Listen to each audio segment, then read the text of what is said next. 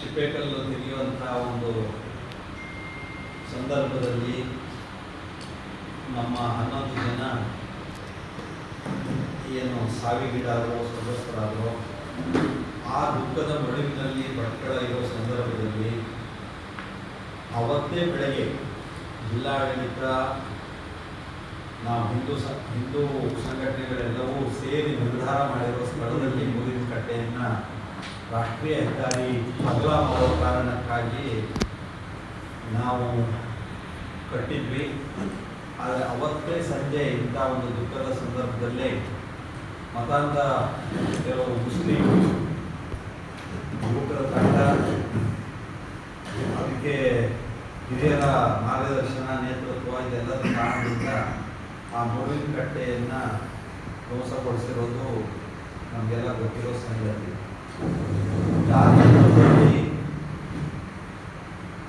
ಅವತ್ತು ರಾತ್ರಿ ನಡೆದಂಥ ಘಟನೆಗಳು ನಿಮಗೆಲ್ಲ ಗೊತ್ತು. ಹಿಂದೂ ಸಂಘಟನೆಗಳು, ನಮ್ಮ ಬಿಜೆಪಿಯ ಪರಿವಾರ ಸಂಘಟನೆ ಎಲ್ಲ ಪ್ರಮುಖರು ಸಹ ಒಟ್ಟಿಗೆ ನಿಂತು ಅಲ್ಲಿ ಕಟ್ಟೆಯನ್ನು ಕಟ್ಟಲೇಬೇಕು ಅನ್ನುವಂತಹ ಒಂದು ನಿರ್ಧಾರವನ್ನು ಮಾಡಿದರು. ಅದಾದ ನಂತರದಲ್ಲಿ ಇದು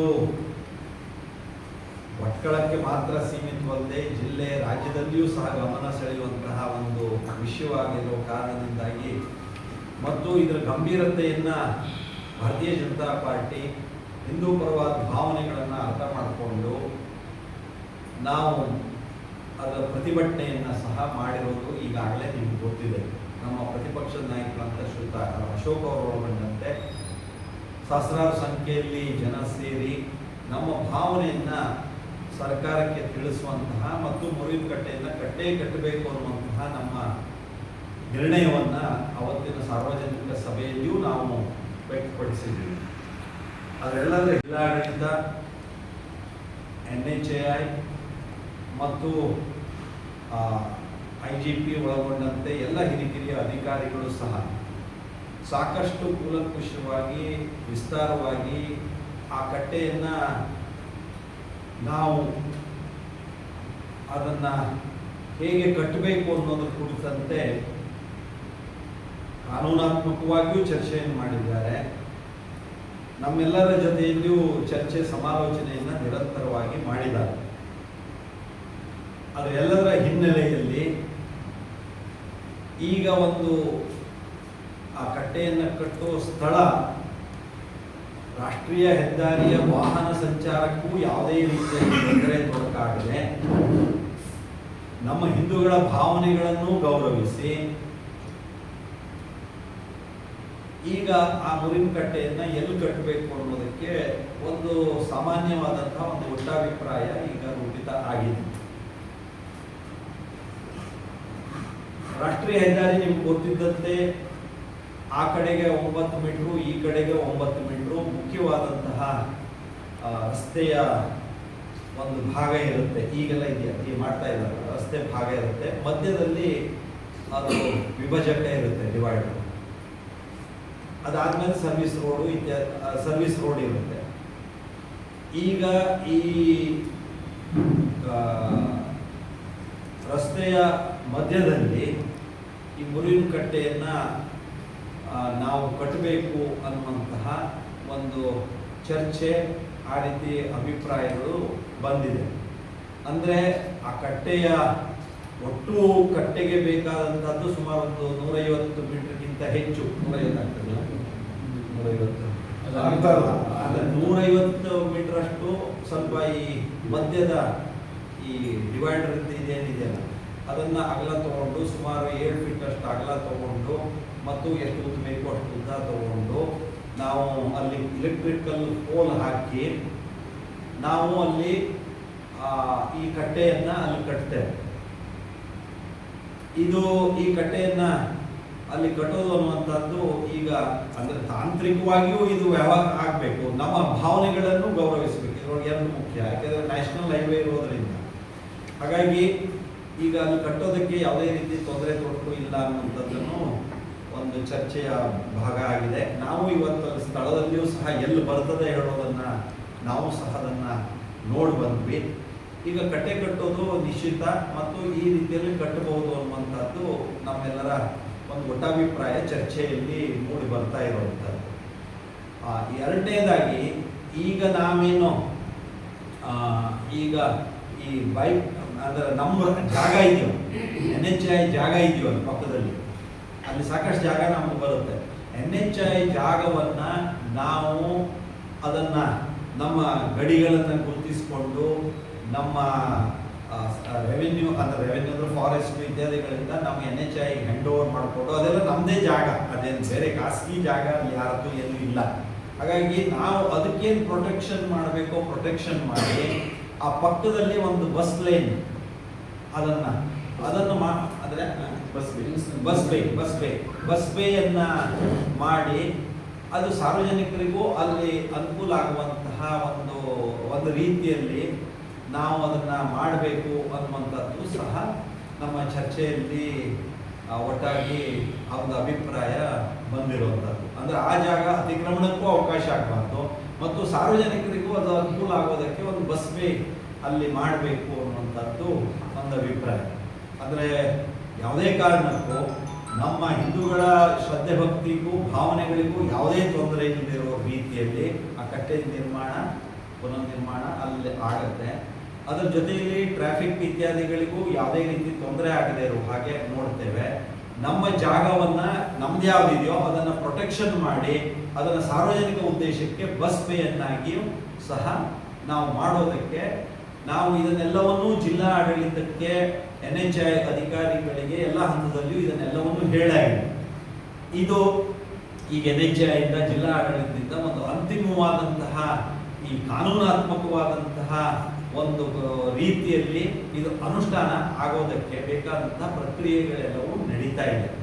ಆ ಪ್ರಕ್ರಿಯೆಗಳನ್ನು ತ್ವರಿತಗತಿಯಲ್ಲಿ ಮುಗಿಸಿ ಅತಿ ಶೀಘ್ರದಲ್ಲಿ ಅದನ್ನು ಕಟ್ಟೋದಕ್ಕೆ ಅದನ್ನು ಮಾಡೋದಕ್ಕೆ ನಾನು ಸೂಚಿಸಿದ್ದೇನೆ.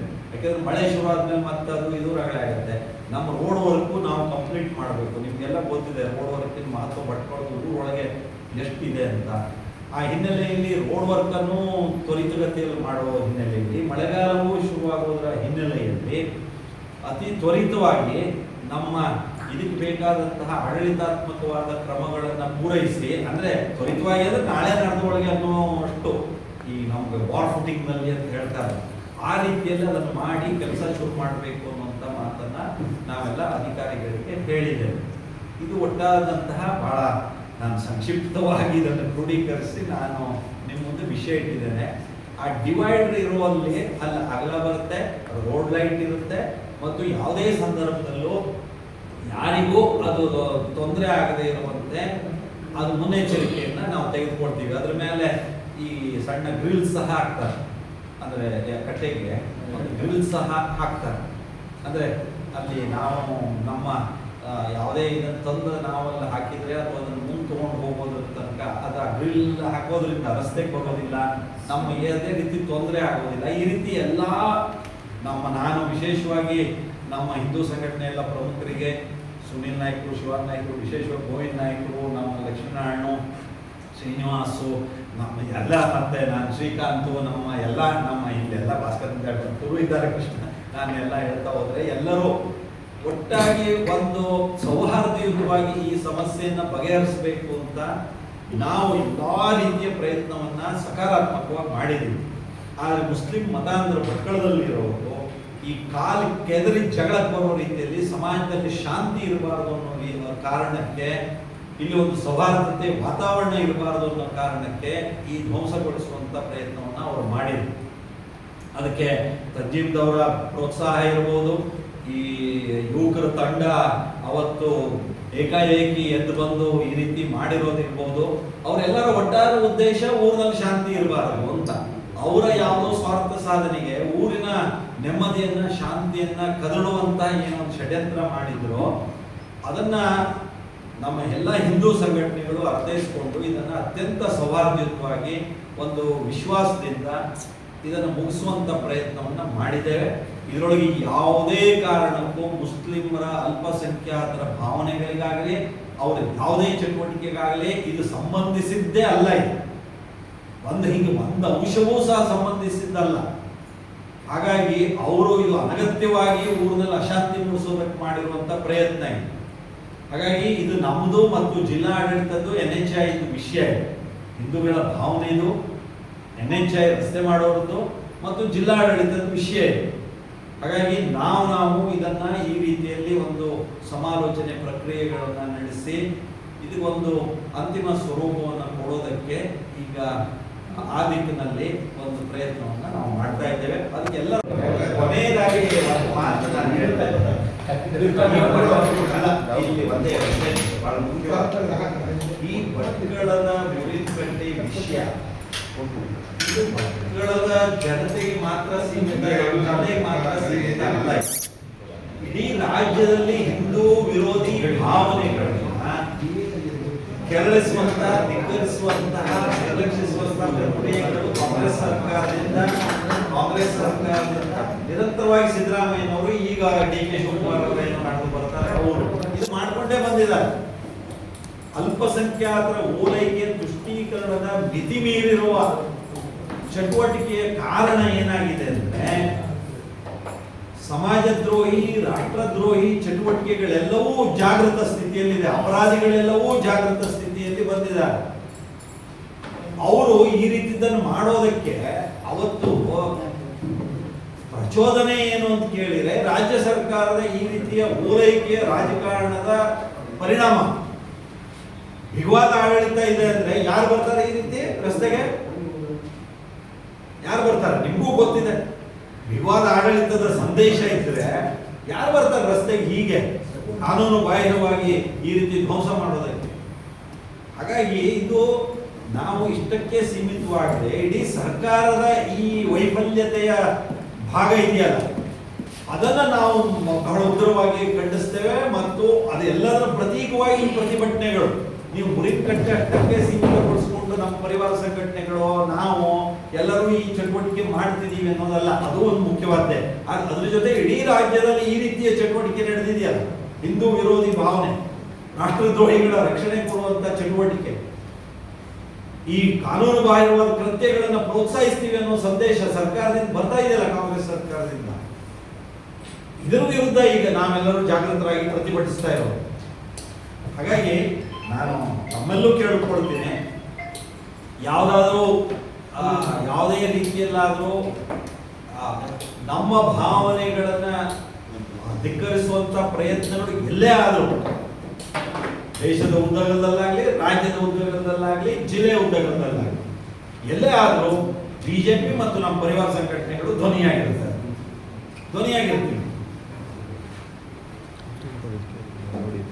ಧನ್ಯವಾದ.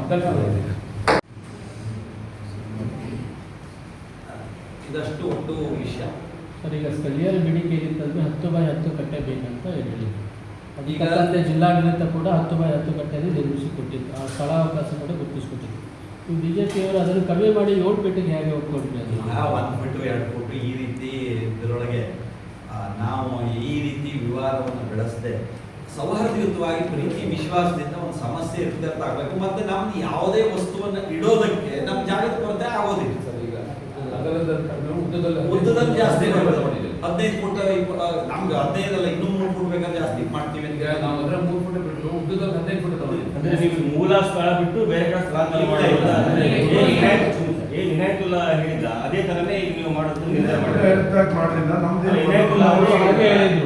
ರಸ್ತೆ ಮಧ್ಯದಲ್ಲಿ ನಮ್ಮ ಪ್ರಥಮವಾಗಿ ಮೂಲ ಕಟ್ಟೆ ಏನಿತ್ತು ನೀವು ವಿಧ್ವಂಸುವಂತ ಕೆಲಸ ಮಾಡಬೇಕು. ಮೂಲ ಕಟ್ಟೆ ಎಲ್ಲಿತ್ತು ಪ್ರಥಮವಾಗಿ ಆ ಮೂಲ ಕಟ್ಟೆಗೆ ಭಗವಂತ ನಿಲ್ಲಿಸುವಂತ ಕೆಲಸ ಮಾಡಿದ್ದಾರೆ. ಈಗೇನು IRB ಅವರು NHI ಅವರು ನಾವು ಸೇರಿ ಮಾಡಿದ್ವಿ, ಅದೇ ಜಾಗದಲ್ಲಿ ಅದನ್ನ ಪ್ರತಿಷ್ಠಾಪನೆ ಮಾಡುವಂತ ಕೆಲಸ ಆಗ್ತದೆ. 10x10 ಹೇಳಿದ್ವಿ, 10x10 100 ಸ್ಕ್ವೇರ್ ಫೀಟ್ ಆಗ್ತದೆ. ಈಗ 120 ಮೇಲೆ ಸ್ಕ್ವೇರ್ ಫೀಟ್ ಮೇಲೆ ಆ ಜಾಗ ಸಿಕ್ಕುವಂತ ಕೆಲಸ ಆಗ್ತದೆ ಅಂತ. ಈ ಮೂಲ ಕಟ್ಟೆ ನಿಮ್ಮ ಪ್ರಕಾರ ರಸ್ತೆ ಮಧ್ಯೆಯಲ್ಲೇ ಮಧ್ಯೆ ಇತ್ತು, ಮಧ್ಯೆ ಸಿಂಗಲ್ ಹೈವೇ ಇದ್ದಾಗ ಎಲ್ಲಿತ್ತು ಅಲ್ಲಿಗೆ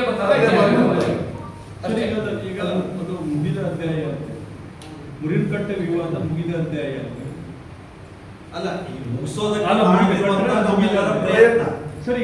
ಈಗ ಮುಗಿಸೋದಕ್ಕೆ ಮಾಡ್ತಿರುವಂತ ನಮ್ಮೆಲ್ಲರ ಒಟ್ಟಾದ ಪ್ರಯತ್ನ ಎಂಟೆ ಈಗ ಪಟ್ಟದ ಅದು ವಿಷಯ ಕ್ಲೋಸ್. ಆಮೇಲೆ ಇದು ಈ ಸೌಹಾರ್ದಯುತವಾಗಿ ಮುಗಿಸೋದ್ರ ದಿಕ್ಕಿನಲ್ಲಿ ನಮ್ಮ ಪ್ರಯತ್ನ ಇದೆ. ಅದೇ ಅದನ್ನ ಕೌಶಲ್ಯ ಅಂತ ಹೇಳ್ತಿದ್ದೇವೆ ಸರ್. ಸೌಹಾರ್ದಯುತವಾಗಿ ಮೊದಲು ಮುಗಿಸೋದಕ್ಕೆ ಎಲ್ಲರ ಸಹಕಾರ ನಾವು ಕೇಳ್ತಿದ್ದೇವೆ. ಆ ಸಹಕಾರ ನೀವು ಎಲ್ಲ ಕೊಡಬೇಕು ಅಂತ ಕೇಳ್ಕೊಳ್ತೀವಿ. ಅದರಲ್ಲಿ ಖಾಸಗಿ ಜಾಗ ಇದೆ, ಅದನ್ನ ಅಕ್ವೈರ್ ಮಾಡ್ಲಿಕ್ಕೆ ಈಗಾಗಲೇ ಪ್ರಯತ್ನ ಮಾಡ್ತಿದ್ದಾರೆ. ಅದ್ರ ಬಗ್ಗೆ NHAI ಏನ್ ಕ್ರಮ ತೆಗೆದುಕೊಂಡಿದೆ? ನಾನು ಆಗಲೇ ಹೇಳಿದೆ, ಆಲ್ರೆಡಿ ಈ ಕೆಲಸ ಮಾಡ್ಕೊಂಡಿದ್ದಾರೆ, ಅದನ್ನ ಏನ್ ಮಾಡ್ತೀವಿ ನೀವು? ಈಗ ಆ ಭಾಗದಲ್ಲಿ ಹಾ. NHAIದವರು ಯಾವ ಜಾಗವನ್ನ ತಮ್ಮದು ಅಂತ ಗುರುತಿಸಿದಾರೋ ಅದಷ್ಟನ್ನು ನಮ್ದನ್ನು ಮಾಡಿ ಪ್ರೊಟೆಕ್ಷನ್ ಮಾಡಿಕೊಂಡು ಅಲ್ಲಿ ಸಾರ್ವಜನಿಕ ಉಪಯೋಗಕ್ಕೆ ಈ ಬಸ್ ಬೇಯನ್ನು ಅಲ್ಲ, ಅದು ಕಬ್ಜಾ ಮಾಡೋದು. ಮಾಡಿದ ಜಾಗದಲ್ಲಿ ತಗೊಳ್ತೀವಿ. ಅದು ಯಾವ ನಮ್ಮ ಬೌಂಡ್ರಿ ಎಲ್ಲಿದೆ ಅಂತ ನಮಗಿದೆ, ನಮ್ಮ ಹತ್ರ ನಕಾಶೆ ಎಲ್ಲ ಇದೆ. AC ತಹಸೀಲ್ದಾರ್ ಹತ್ರ ಮಾತಾಡಿದ್ದೀನಿ ಈಗ ನಾನು. ಈಗ ಇಲ್ಲಿ NHAIದವರು ಇದೆ, ನಮ್ಮ ಹತ್ರ ಎಲ್ಲವೂ ಇದೆ, ಎಲ್ಲಿಂದ ಎಲ್ಲಿಗೆ ನಮ್ದು ಬರ್ತದೆ ಅಂತ. ಅದನ್ನೆಲ್ಲ ಮಾರ್ಕ್ ಮಾಡಿ, ಎಲ್ಲಿಂದ ಎಲ್ಲಿಗೆ ಅನ್ನೋದನ್ನು ಮಾರ್ಕ್ ಮಾಡಿ ಅದನ್ನ ನಮ್ಮ ತಾವೇ ತಗೊಂಡು ನಾವು ಅದನ್ನ ಪ್ರೊಟೆಕ್ಷನ್ ಪ್ಲಸ್ ಡೆವಲಪ್ಮೆಂಟ್ ಪಬ್ಲಿಕ್ ಯುಟಿಲಿಟಿಗೆ ಅಭಿವೃದ್ಧಿಗೆ ನಾವು ಮಾಡ್ತೀವಿ.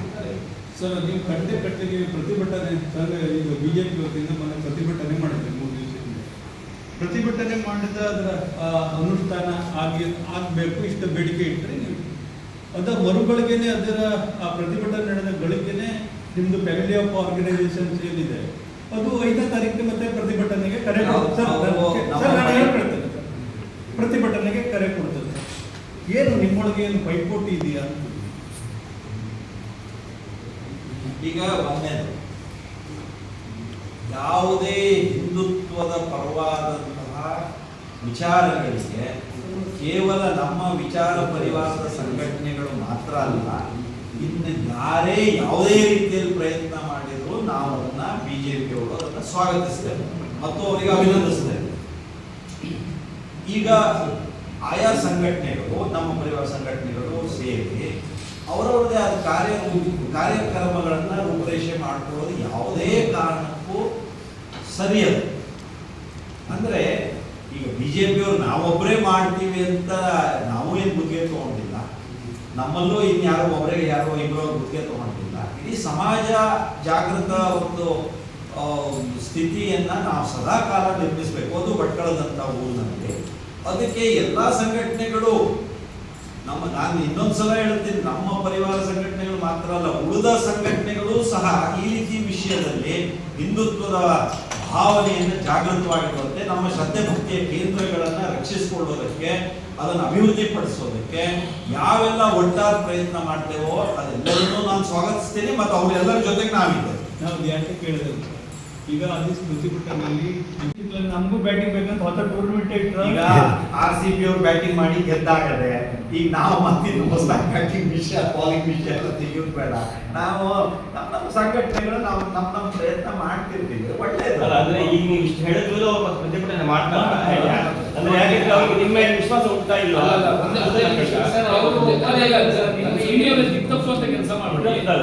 ಪ್ರತಿಭಟನೆ ಕರೆ ನೋಡಿದ್ರು ನಾನು ಹೇಳ್ತಾ ಇದ್ದೇನೆ, 25ಗೆ ನಿರ್ಣಯ ಮಾಡಿದ್ರು ಪರಿವಾರದವರು. 25 ನಿರ್ಣಯ ಮಾಡಿ ಈ ಘಟನೆಗಳು ಮತ್ತೆ ಮರುಕಳಿಸಬಾರ್ದು. ಪರಿವಾರದ ವಿಚಾರ ಏನಂದ್ರೆ ಈ ಘಟನೆಗಳು ಮತ್ತೆ ಮರುಕಳಿಸಬಾರ್ದು ಬಡ್ಕತ್ತಾಗುತ್ತೆ. ಆ ದೃಷ್ಟಿಯಿಂದ ಅವ್ರು ಮಾಡ್ತಾ ಇದ್ದಾರೆ. ಯಾಕಂದ್ರೆ ದುರದೃಷ್ಟವಾಗಿ ಹಿಂದೂಗಳ ಮೇಲೆ ಕೇಸ್ ಅಲ್ಲ, ನಾವು ಕೇಳಿದ್ರೆ ಈಗಲೂ ಇಷ್ಟೇ ತಾರೀಕು ಆಗ್ಬೋದು, ಮತ್ತೆ 6ನೇ ತಾರೀಕು ಆಗ್ಬೋದು, ಮತ್ತೆ ಯಾರಾದ್ರೂ 10ನೇ ತಾರೀಕು ಧ್ವಂಸವನ್ನ ಖಂಡಿಸಿ ಮಾಡ್ತಕ್ಕಂತ ಪ್ರತಿಭಟನೆ ಇದು. ಇದು ನಮ್ಮಲ್ಲಿ ಧ್ವಂಸ ಆಗಿದೆ. ನಾವು ಈ ಕಟ್ಟೆ ಕಟ್ಟಿದ ಕೂಡಲೇ ನಮ್ಮ ಹೋರಾಟ ಮುಗಿಲಿಲ್ಲ. ನಾವು ಕಟ್ಟೆ ಕಟ್ಟಿದ ನಂತರ ಅಮಾಯಕರ ಮೇಲೆ ಹಲ್ಲೆ ಮಾಡಿರ್ತಕ್ಕಂಥವ್ರಿಗೆ ಅರೆಸ್ಟ್ ಮಾಡಬೇಕು. ಅವ್ರಿಗೆ ಏನು ಅನೇಕ ಹಲ್ಲೆ ಮಾಡಿದ್ದಾರೆ, ಅವ್ರಿಗೆ ನ್ಯಾಯ ಕೊಡಬೇಕು. ನಮ್ಮ ಕಾರ್ಯಕರ್ತರು ಹಲ್ಲೆ ಮಾಡಿದ್ದಾರೆ, ಮುಖಂಡರ ಮೇಲೆ ಕೇಸ್ ಹಾಕಿದ್ದಾರೆ, ಪೊಲೀಸರ ಮೇಲೆ ಹಲ್ಲೆ ಮಾಡಿದ್ದಾರೆ. ಅದು ನಿರಂತರವಾಗಿ ನಮ್ದು ಇರ್ತದಂತಕ್ಕಂಥ ಮಾತು. ಪತ್ರಕರ್ತರ ಸಂಘದವರು ನಮ್ಮ ಈ ವಿಚಾರಕ್ಕೆ ಬೆಂಬಲಿಸಬೇಕು ಅಂತ ಸರ್, ಈಗ ಹೊಸದಾಗಿ ನಿರ್ಮಾಣ ಆಗ್ತದೆ ಸರ್. ಈಗ ಅದರ ವಿಶೇಷ ವಿನ್ಯಾಸವನ್ನು ಬಿಡುಗಡೆ ಮಾಡಲಿಕ್ಕಿಂತ ಪೂರ್ವದಲ್ಲಿ ಲಾಸ್ಟ್ ಟೈಮ್ ಅಶೋಕ್ ಅವರು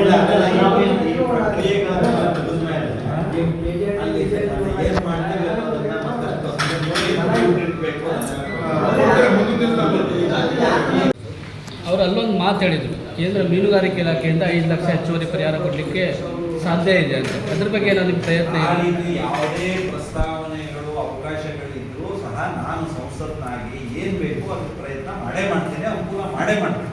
ಇದು ಮಾನವೀಯತೆ ಪ್ರಶ್ನೆ. ಪಾಪ ಮಕ್ಕಳದ್ದೆಲ್ಲ ನಾವೆಲ್ಲರೂ ನೋಡಿ ಬಂದಿದ್ದೇವೆ, ನಮಗೆಲ್ಲ ಗೊತ್ತೇ ಇದೆ, ನಮಗೆ ಪ್ರಶ್ನೆ ಇದೆ. ಹಾಗಾಗಿ ಎಲ್ಲೆಲ್ಲಿ ಯಾವ ರೀತಿಯಿಂದ ಸಹಕರಿಸೋದಕ್ಕೆ ಸಾಧ್ಯವೋ ನಾವು ಸಹಕರಿಸ್ತೀವಿ, ಅವ್ರಿಗೆ ಅನುಕೂಲ ಮಾಡೇ ಮಾಡ್ತೀವಿ.